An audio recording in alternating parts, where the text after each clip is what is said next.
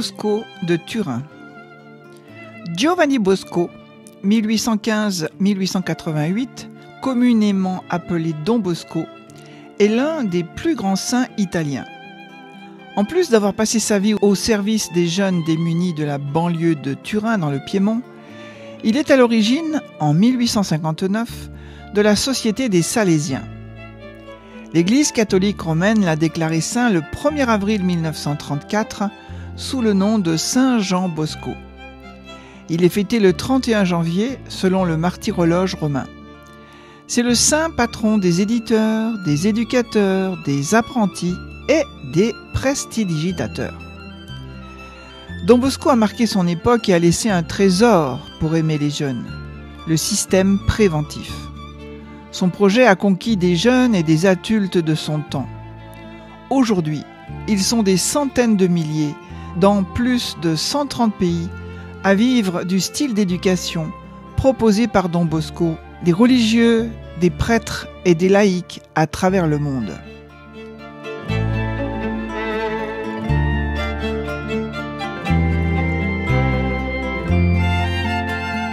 Son enfance. Né le 16 août 1815 au Becchi, un hameau situé à 30 km au sud de Turin, Jean Bosco est le troisième fils d'un couple de paysans. Il est très tôt orphelin de père qui mourut d'une pneumonie le 12 mai 1817. Il est forcé d'aider sa mère aux travaux des champs pour ne pas mourir de faim. Malgré cela, il trouve le temps de s'instruire et fait profiter de ses connaissances les garçons de son âge. Par son caractère et ses qualités intellectuelles, il avait une grande influence sur les enfants de son âge qui l'entraînaient avec lui vers les divertissements et la prière. Doté d'une mémoire extraordinaire et d'une intelligence hors du commun, il s'ingéniait à répéter à ses amis les sermons qu'il avait entendus à l'église. Ce sont là les premiers signes de sa vocation apostolique. Sa mission sacerdotale fut extraordinairement féconde.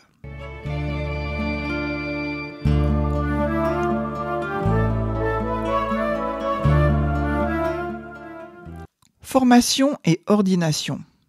Sa famille étant pauvre, il fit ses études avec l'aide de bienfaiteurs et avec l'argent qu'il a gagné en travaillant comme serveur dans un café ou comme palefrenier. L'hiver venu, il aimait lire des histoires. Et quand le printemps revenait, il se livrait à son autre passion, les arts du cirque. Il marchait sur une corde tendue entre deux arbres et faisait des tours de prestidigitation. Son frère Antoine, de 6 ans, son aîné, n'appréciait guère. Illettré, mais énergique pour les travaux agricoles, Antoine ne cessait de bousculer son cadet, à qui il reprochait de montrer si peu d'application aux travaux de la ferme. Si bien qu'en février 1828, le climat étant devenu insupportable à la maison, maman Marguerite se résolut à envoyer Jean dans un emploi de valet dans une ferme voisine où il resta 20 mois. Après avoir effectué plusieurs petits métiers, il bénéficie de l'enseignement d'un prêtre, Don Calosso, ce qui nourrit en lui la vocation de rentrer dans les ordres. Pendant ses études, il en a profité pour apprendre les différents métiers de ceux qui le logeaient.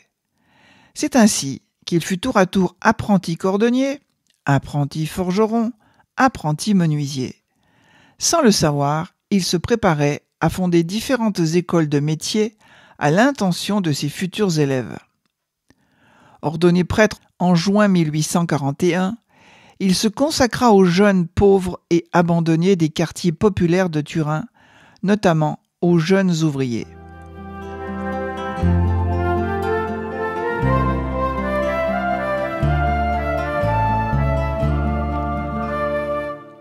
L'homme des songes. Il raconte : à 9 ans, j'ai fait un songe qui a marqué profondément mon esprit pour toute ma vie. Il me sembla que je me trouvais près de chez nous dans une cour spacieuse. Une bande d'enfants s'y amusait.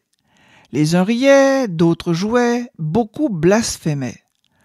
Lorsque j'entendis ces blasphèmes, je m'élançai aussitôt au milieu d'eux. Les paroles ne suffisant pas, j'employai les poings pour les faire taire. À ce moment m'apparut un homme d'une allure majestueuse, dans la force de l'âge et magnifiquement vêtu. Un manteau blanc l'enveloppait et son visage étincelait au point que je ne pouvais le regarder. Il m'appela par mon nom et m'ordonna de me placer à la tête de ses enfants. Puis il ajouta : « Ce n'est pas avec des coups, mais par la douceur et la charité que tu t'en feras des amis. Va leur parler tout de suite de la laideur du péché et de la beauté de la vertu. » Tout confus et effrayé, je lui fis remarquer que je n'étais qu'un pauvre gosse ignorant, incapable de parler religion à ces garçons. Alors, voilà que ces gamins, cessant de se disputer, de crier et de blasphémer, vinrent tous se grouper autour de l'homme qui parlait. Sans prendre garde à ce qu'il me disait, j'ajoutai : « Mais qui êtes-vous pour m'ordonner l'impossible ? C'est précisément parce que ces choses te paraissent impossibles que tu dois les rendre possibles par l'obéissance et l'acquisition de la science. Par quel moyen pourrais-je acquérir la science ? Je te donnerai la maîtresse qui te fera obtenir cette sagesse, sans laquelle toute sagesse est sottise. Mais qui êtes-vous pour me parler de la sorte ? Je suis le fils de celle que ta mère t'a appris à saluer 3 fois par jour. Ma mère m'a dit de ne pas fréquenter sans permission des gens que je ne connaissais pas. Dites-moi donc votre nom. Mon nom, demande-le à ma mère. » À ce moment-là, je vis à côté de lui une dame d'aspect majestueux, vêtue d'un manteau d'un tel éclat qu'on l'eût dit criblé d'étoiles. S'avisant que j'étais de plus en plus embarrassé de ce dialogue, elle me fit signe d'approcher et me prit avec bonté par la main. « Regarde, me dit-elle. » Je regardai et je m'aperçus que tous les enfants s'étaient enfuis. À leur place, je vis une multitude de chevreaux, de chiens, de chats, d'ours et toutes sortes d'animaux. « Voilà ton champ d'action, me dit-elle. Voilà où tu dois travailler. Exerce-toi à l'humilité, au courage, à la fermeté. Et ce qui va arriver avec ces fauves, tu devras le répéter au milieu de mes fils. » Je détournai alors le regard et voici qu'à la place de ces bêtes terribles, je vis tout autant d'agneaux pleins de douceur. Ils gambadaient de tous côtés, courant et bêlant, comme pour fêter cet homme et cette femme. À ce moment, toujours dans mon rêve, je me mis à pleurer et demandai à pouvoir poser des questions pour comprendre, car je ne comprenais rien à tout cela. Alors elle me mit la main sur l'épaule et me dit : « Le moment venu, tu comprendras. » Après ces paroles, un bruit me réveilla et tout disparut. Je restai déconcerté. J'avais l'impression que mes mains me faisaient mal d'avoir donné des coups de poing et que mon visage était endolori par les gifles reçues. Ce personnage, cette dame, les paroles dites et entendues m'occupèrent tellement l'esprit cette nuit-là que je n'arrivais pas à me rendormir.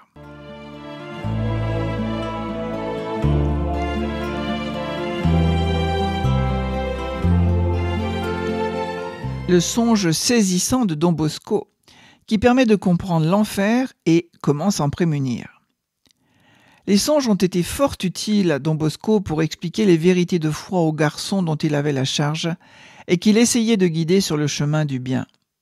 Comme ce fameux songe sur l'enfer qu'il raconta aux jeunes de l'oratoire le 3 mai 1868. Une nuit, à peine Jean Bosco endormi, un ange lui apparaît et l'entraîne sur une large et confortable allée, entourée de magnifiques haies verdoyantes recouvertes de roses. Don Bosco voit arriver en face de lui les jeunes gens de l'oratoire, tous reconnaissables et identifiables. Accourant vers le saint prêtre, certains d'entre eux semblent soudain trébucher, tombent et sont attirés par une force mystérieuse sur une pente qui aboutit à l'embouchure d'une terrible fournaise. Effrayé par ce spectacle, Don Bosco découvre sur le sol des lassos, véritables pièges, qui enlacent fermement leur proie. Sur les injonctions de l'ange, il suit une de ces cordes qui descendent jusqu'au gouffre. Tirant dessus de toutes ses forces, il fait émerger de la fournaise, ô horreur, un monstre dégoûtant, un démon, qui agrippe avec ses ongles tous les lassos et tire frénétiquement dès qu'un garçon est pris au piège, afin de l'entraîner en enfer. Regardant attentivement les lassos, Don Bosco découvre que chacun d'entre eux porte un nom, le lasso de l'orgueil, le lasso de la désobéissance, celui de l'envie, de l'impureté, du vol, de la gourmandise, de la colère, de la paresse. Il constate que les lassos les plus dangereux, ceux qui entraînent le plus rapidement les enfants vers l'enfer, sont les lassos de la malhonnêteté, de la désobéissance et surtout de l'orgueil. Il y a aussi un lasso particulièrement redoutable, terrible piège dans lequel presque tous les jeunes tombent à un moment ou à un autre. Il a pour nom respect humain. Heureusement, posés sur le sol à côté de ces lassos se trouvent des couteaux et des épées. Certains enfants s'en saisissent et tranchent avec fermeté les liens du péché. Ces instruments de sauvegarde s'appellent fréquente communion, méditation, dévotion à Notre-Dame et surtout le formidable confession d'une merveilleuse efficacité. Grâce à ces secours, plusieurs garçons réussissent à se libérer définitivement de leurs entraves. Malheureusement, bien d'autres restent pris au piège et finissent par disparaître dans la géhenne. C'est un spectacle bouleversant pour le saint prêtre qui reconnaît chacun des garçons disparaissant dans l'enfer avec des hurlements de frayeur. À chaque fois, il veut se précipiter pour tenter de tirer les malheureux en arrière, mais l'ange le retient, expliquant que ces garçons ont eu tous les avertissements nécessaires de leur vivant et qu'il est désormais trop tard pour eux.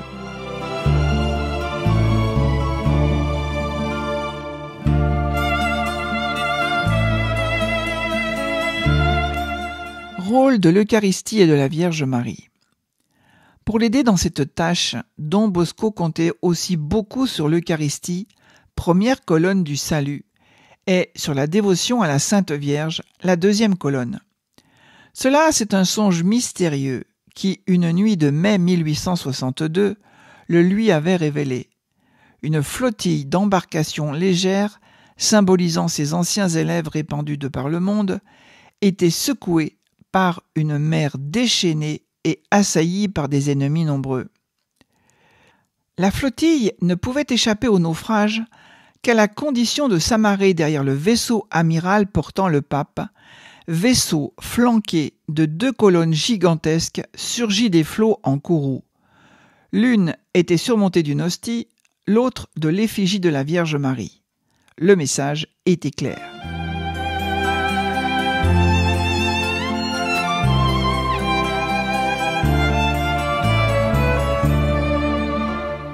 On l'appelle Don Bosco.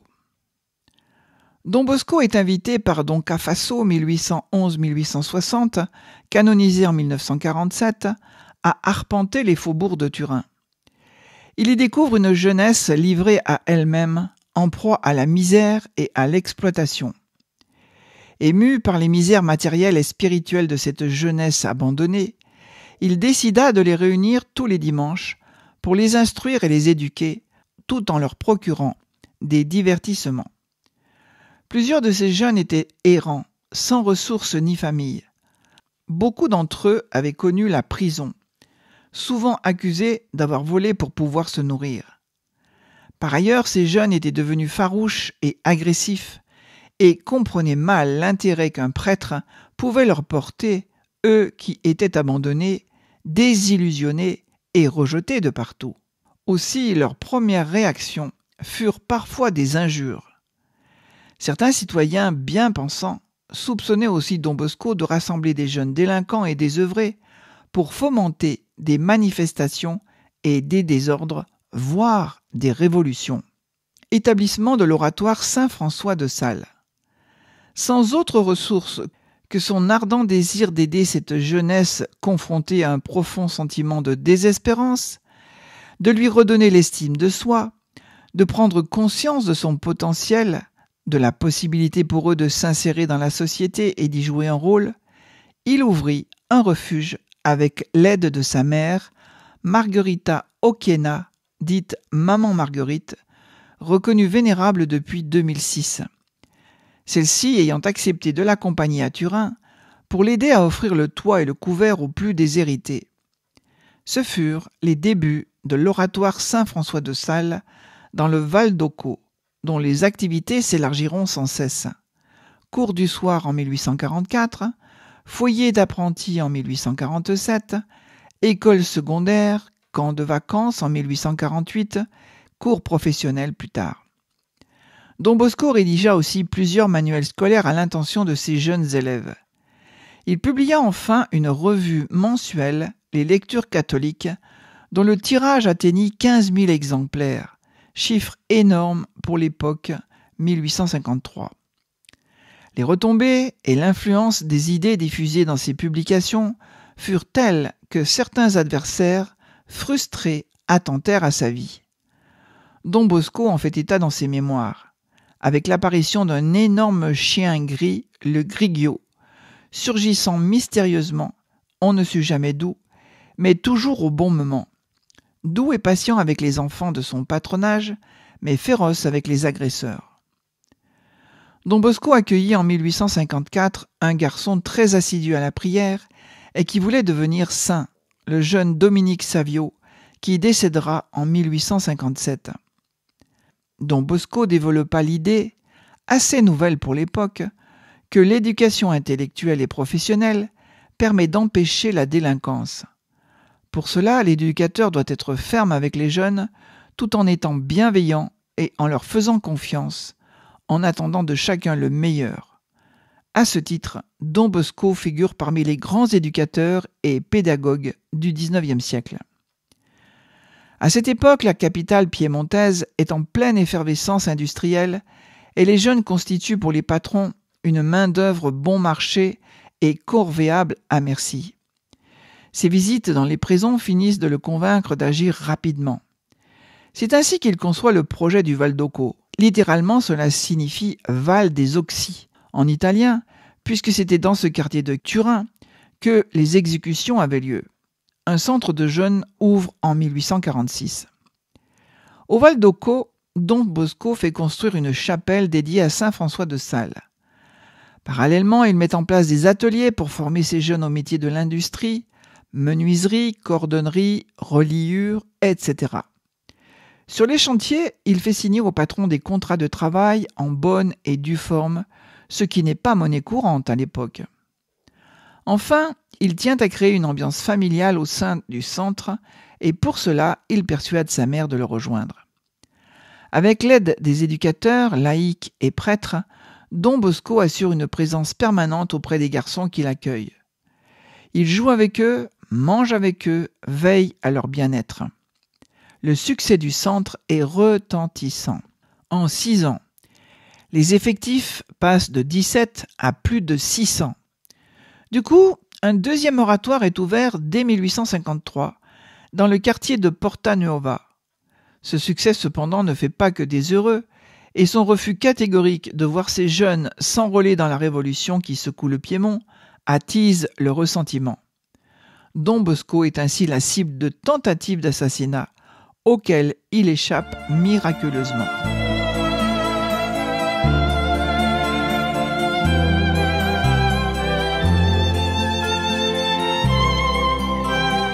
Des voyous qui deviennent infirmiers.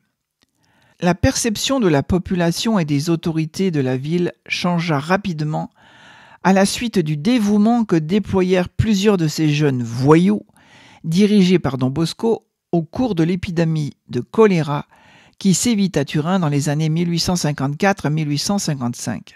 Miraculeusement, aucun de ces jeunes infirmiers ne fut contaminé. Il devint alors évident qu'il fallait prendre au sérieux les activités de Don Bosco et des jeunes garçons qui l'accueillaient.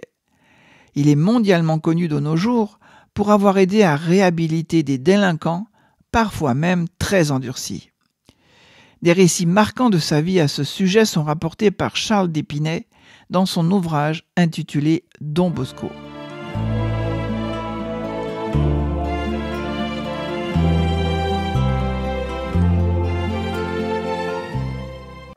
La propagation de l'œuvre. Les Salésiens de Don Bosco connaissent alors un développement prodigieux entre 1860 et 1867. Sa propriété au Val d'Occo tripla de surface. En 1863, il créa sa deuxième œuvre à Mirabello et choisit comme directeur Michel Roy. Puis il se lança dans la construction de la basilique de Marie Auxiliatrice à qui il confiait tous ses jeunes. La basilique a été construite entre 1865 et 1868 sur les plans d'Antonio Spezia. Selon Jean Bosco, la Vierge Marie lui apparut en songe en 1844 et lui a révélé le lieu du martyre des saints patrons de la ville. La basilique a été construite sur le site de leur mort. La consécration de la basilique eut lieu le 9 juin 1868. L'opinion publique commença à reconnaître ses qualités exceptionnelles d'éducateur et la pertinence de sa pédagogie. Plusieurs collèges lui furent confiés par des municipalités. Don Bosco envisagea alors d'élargir aux filles son champ d'action. Lors d'une sortie avec ses jeunes dans le petit village de Mormez, dans le Piémont, le curé de la paroisse Don Pestarino lui présente un groupe de jeunes femmes qui, sous la conduite de Marie-Dominique Mazzarello, qui fut canonisée le 24 juin 1951, animait des ateliers pour des fillettes pauvres. Elles vont lui permettre de réaliser ce projet. Le 5 août 1872, les filles de Marie Immaculée devenaient l'Institut des filles de Marie Auxiliatrice, dites des Sœurs Salésiennes. Cette même année, les démarches du consul d'Argentine orientèrent Don Bosco vers ce pays et le 11 novembre 1875, 10 Salésiens, sous la conduite de Jean Cagliero, embarquèrent à Gênes. Ce fut le début de l'aventure en Amérique latine. Toujours en 1875, il ouvrit à Nice la première maison de Salésiens en France et lors de son discours d'inauguration, il esquissa les grands traits de sa méthode éducative fondée sur 3 piliers. Le premier, la raison. L'enfant est capable de comprendre là où se situe son intérêt et celui de ses camarades. Deuxièmement, la religion. L'enfant, quel que soit son comportement, est respecté dans sa dignité de fils de Dieu. Troisièmement, l'affection. L'enfant non seulement est aimé, mais doit se savoir aimer. En 1883, Don Bosco se lança dans un grand voyage en France où sa réputation de sainteté le précédait. Il reçut un accueil triomphal à Lyon, Paris et Lille. Mais ce voyage, ainsi que celui qu'il effectua en Espagne 3 ans plus tard, contribuèrent à l'épuiser et sa santé déclina. En contemplant son œuvre, il ne cessa de dire, en parlant de Marie, « C'est elle qui a tout fait ». Don Bosco a été l'initiateur d'un vaste mouvement au service des jeunes. Il est à l'origine de la famille salésienne.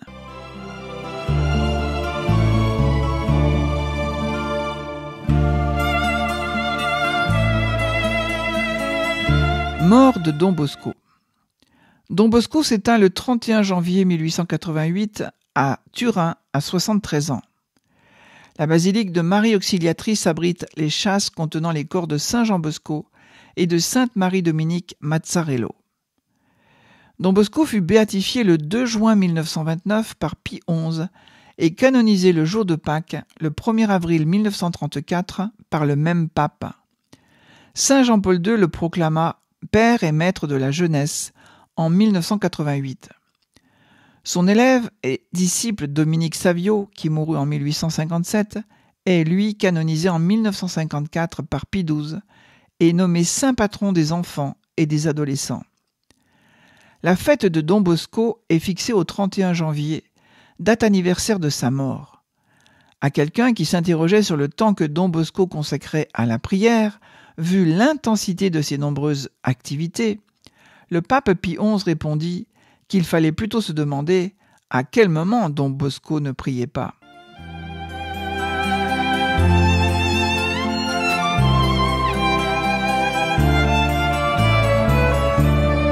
Prière de Saint Jean Bosco à Marie Auxiliatrice.